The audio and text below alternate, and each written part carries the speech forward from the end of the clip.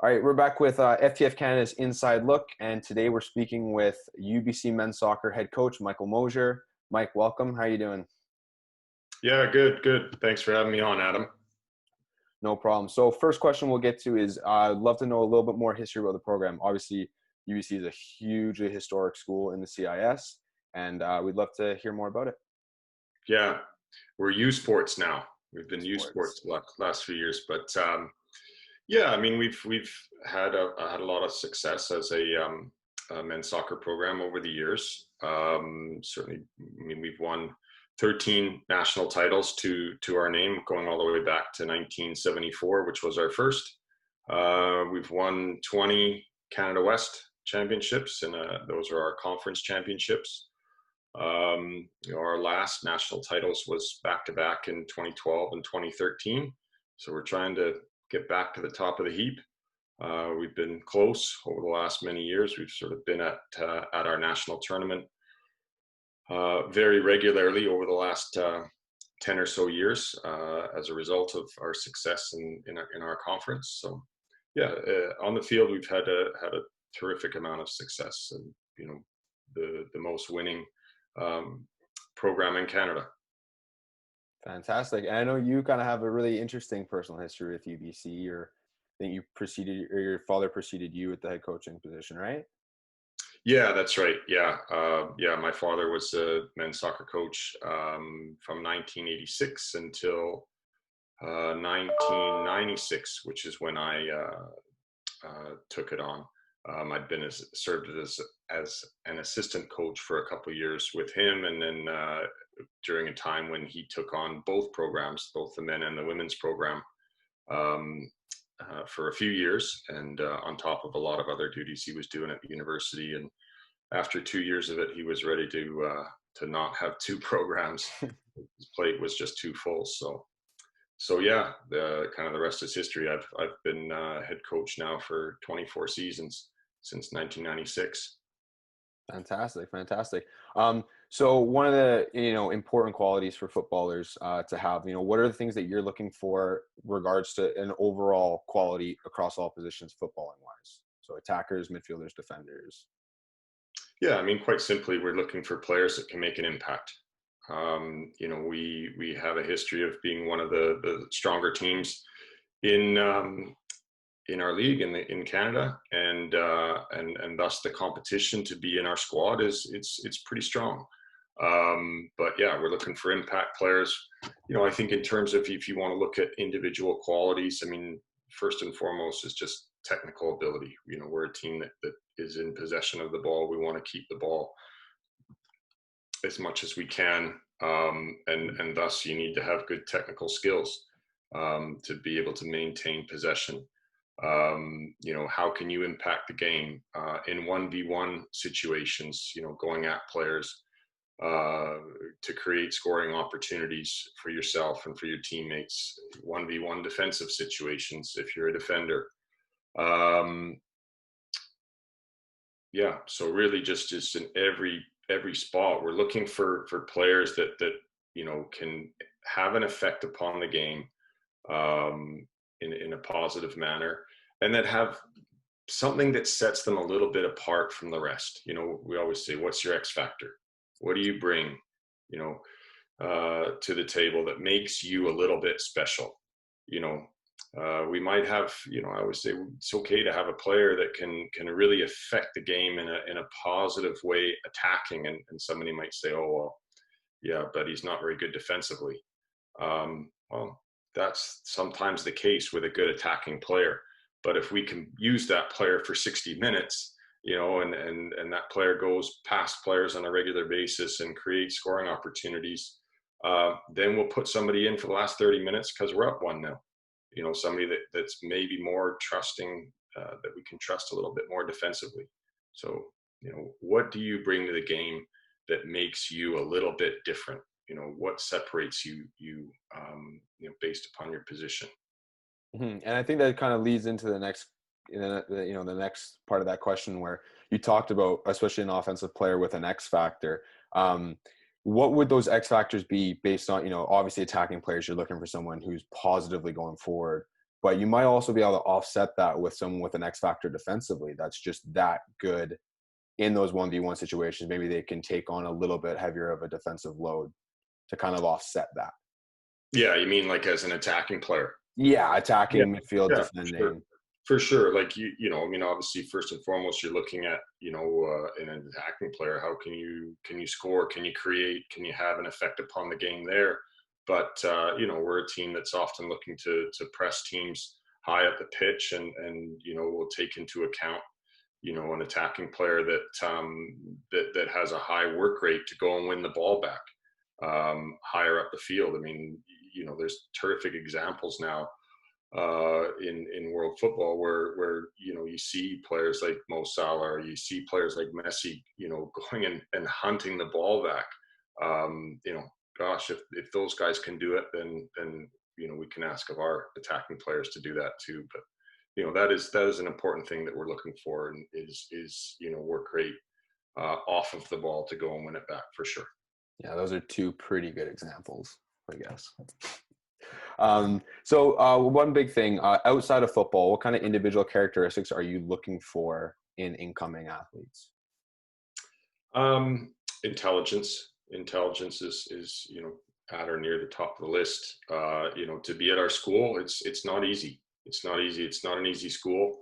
I would say there's really nowhere to hide. So you need to be smart enough off the pitch to stay in the school. It's challenging enough to get in, and then once you're in, you got to stay in. So intelligence is important, but certainly, in my history, intelligence often, off the field portrays onto the field as well, and that's kind of student athlete you're looking for, that will improve a lot quicker. Just a good person, quality, character, and integrity. That's going to be a good fit within the group. That's important to me and to our program, to the players. You want to be around good guys, to create a positive culture and a team and a program where guys want to be. It has to be fun. I always say it has to be fun. And part of that fun is obviously winning sometimes, but guys want to come and be in the locker room, in and around each other, where it's enjoyable. It's a place you want to be and hang out with your mates and have a laugh, and so just good guys, good character is important. I think the other thing that leads into that is leadership qualities. I think we've been quite fortunate over the last many years.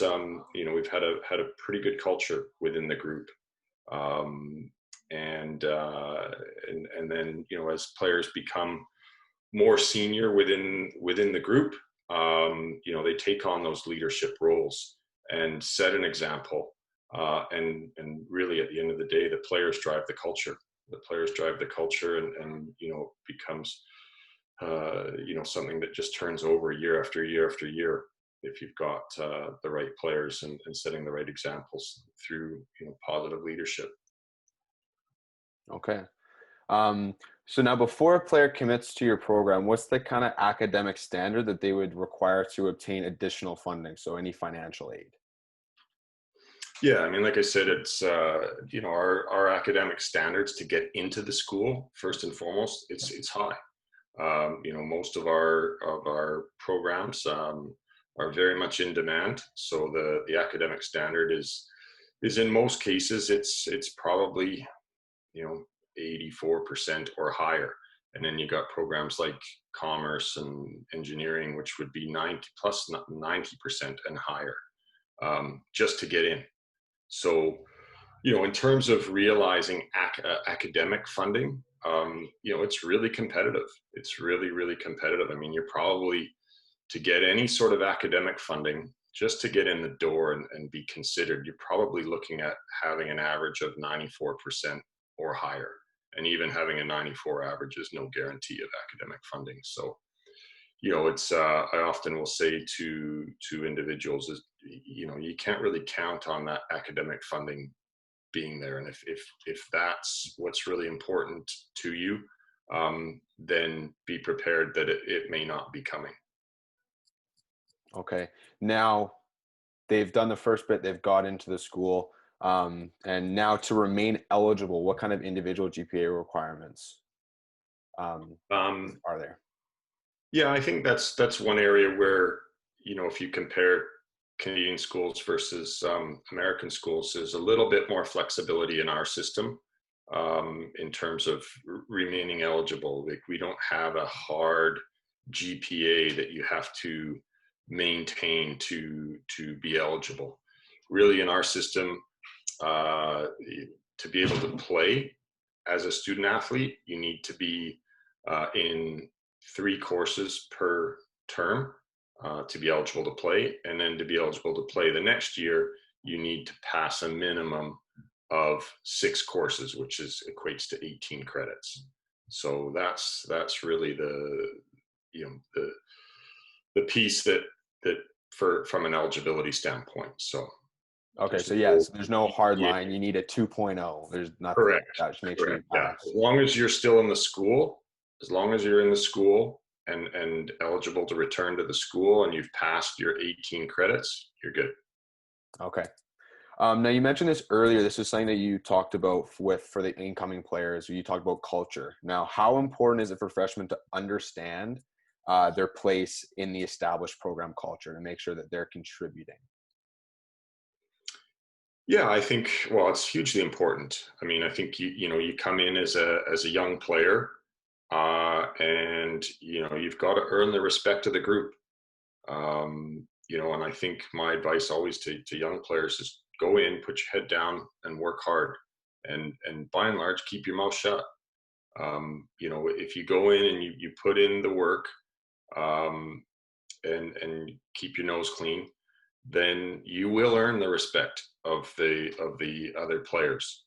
And going into a program like ours, where it's very competitive, and there's competition for all the spots, and there's a lot of good players. You just want to go in and kind of try to fly under the radar, and hopefully you'll slowly earn the respect of the group. Let your play do the talking for you. Okay. Now, student athlete schedule wise, how busy is that in season, off season? Is there a huge difference for the program? What is that like? Yeah, I mean, the term 1 is always a very demanding time of the year. It's especially for that young incoming student athlete. Maybe it's the first time living away from home. You're now in the deep end of the pool. You're the youngest person in the group.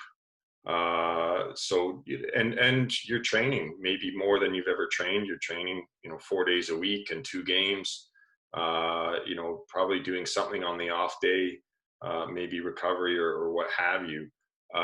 So it takes up a lot of your time. So term 1 is really challenging, I think.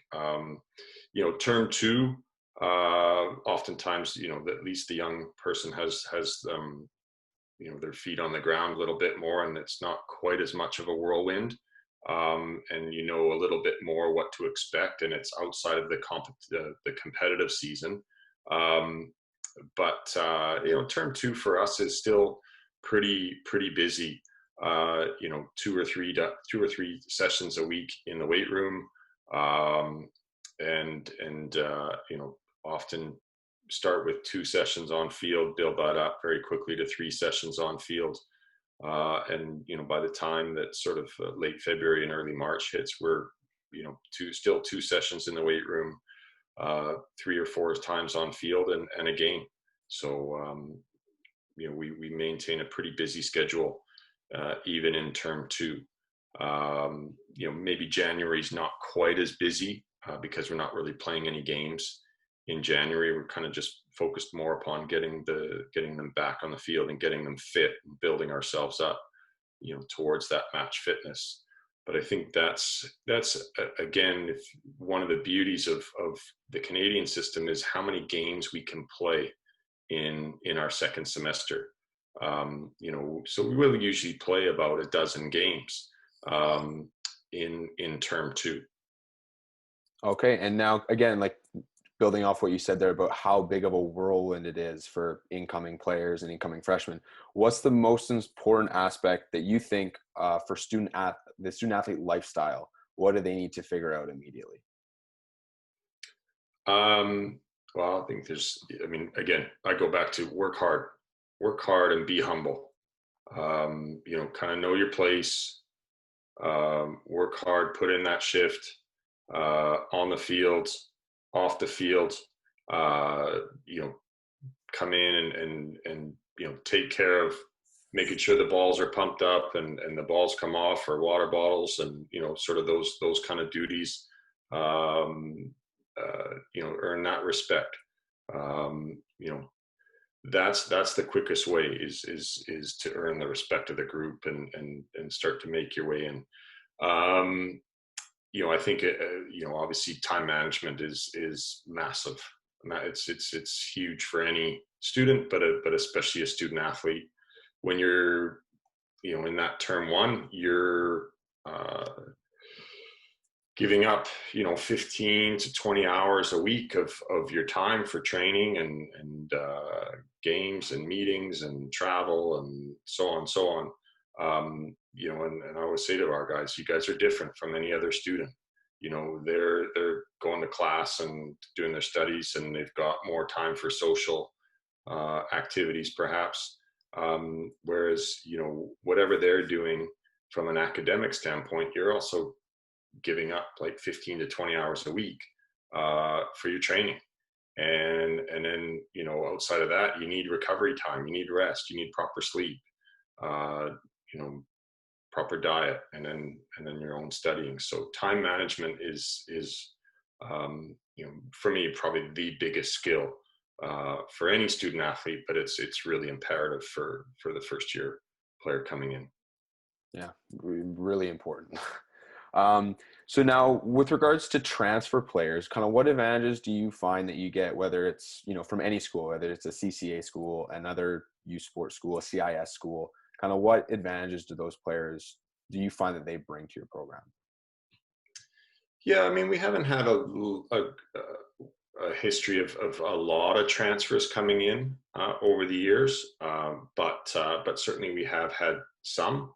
I think what you can get, in a transfer player coming in, whether it's into their second year of eligibility or third year of eligibility, sometimes you get a little bit, hopefully you get a little bit more of the finished product. You get a little bit older, more mature individual that who's gone through that learning process of the transition from high school to university or to college, and also youth soccer to senior soccer. So yeah, hopefully physically, mentally, intellectually, if you're bringing in a transfer, you're getting something that's closer to the finished product. Okay, gotcha. Now, with regards to what are you looking for when you receive like a highlight recruitment video? Yeah, I think for me it would be a highlight tape. It's just that, right? It's a highlight tape. Anybody can be creative and pick out their best moments in a game and whatnot. I think for me, I want to see, maybe let the clip be a little bit longer. What is the end result of what happened from that move, that play.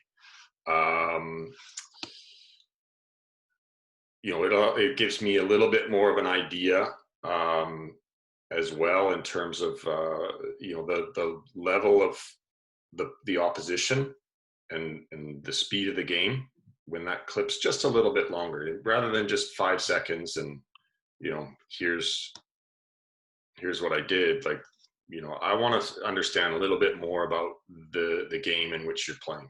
So that's a personal preference.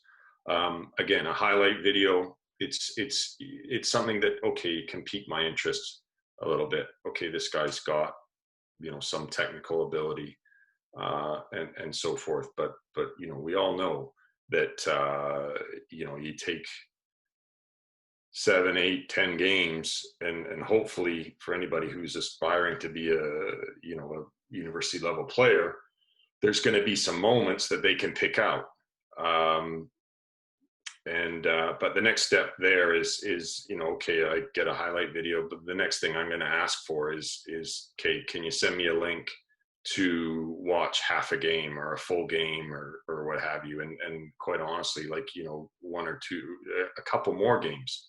I'm a big believer in the greater the sample size, the better, because then I'm going to get a truer reflection of what that player is really like. Mm-hmm. And what would you recommend them not include? Something that you look at a highlight tape, you're like, absolutely not, don't put that in there. It can be anything from like a typical highlight to music to anything. I mean, there's not a lot I would say don't put it in. Lots of them come with music. I watch it on mute anyways. So music doesn't really influence me. I want to focus strictly upon what's going on there. Some guys will put them doing different tricks and whatnot in the backyard, or again, if you've got something a little special, well, maybe that makes you a little bit different. So I don't want to say don't put that in, but I think anything that's sort of really individual and juggling a ball or something associated with that, it's that can be quite limited. But if you've got something that's quite special, that you can show, just you and your mate, like out at the park, and some sort of technical quality, a little clip of that is actually okay. But so there's not a lot for me that is a no-go. Okay. Now what, in a typical year, what are some of the showcase events that you and your staff kind of regularly attend? Yeah, I mean, for us, obviously, we attend a lot in BC. Whatever's around in BC, we get to all the major events around BC. Some of the stuff that's run by the BCSPL are often some of the key showcases that we'll get to. We'll get to the league games on a very, very regular basis. That's where we focus most of our attention. We're certainly expanding and looking more and more across the country. We're getting a lot more interest for our program across the country, in pretty much every province. So, we are looking to expand a little bit more. We were going to go to the Umbro Showcase in Toronto this May, which was then canceled, of course, because of the COVID situation. So we are looking at, different things, and it doesn't have to be really a formal event. I know that some clubs are doing things a little bit more informally, inviting a couple teams. If the quality is there, then we'll find a way to get ourselves there. But also, I think what's happening too is we're seeing more and more streaming opportunities where, that's really great for us as coaches. When events are streamed, if an event is streamed in Toronto or wherever it is, that provides a very good avenue to go and see a bunch of players at a really cost-effective avenue for us as coaches, because we only have so much in a recruiting budget, and we want to be very mindful where that gets spent, and you want to ensure that when you are spending it, that you're going to see quality players. No, yeah, for sure. Now, when would you guys typically say that you guys start recruiting your next class? I would say for us, it's the process would be in grade 10 we're trying to get familiarized with the players, start to track players a little bit at that time frame. But we know for the boys, in grade 10, they're certainly far from the finished product physically.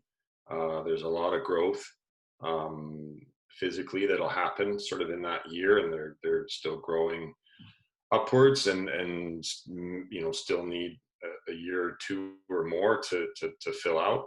So grade 10, we're tracking some players and just becoming familiar, and then grade 11 I think is a pretty significant year to for me to really see, because I think grade 10 grade 11, like I say, you do get a little bit more the finished product. um, and then as they go into their fall grade 12 year, that's when decisions are getting made. Decisions have been made on some players, and finalizing situations in the early fall of a player's grade 12 year. But that's not to say that the decisions don't get made into the new year of a player's um, uh, grade 12 year. I mean, we've had a player this year that popped up on our screen that we didn't know about, and we confirmed that player. In fact, he was at one of your combines. That's where we saw the player.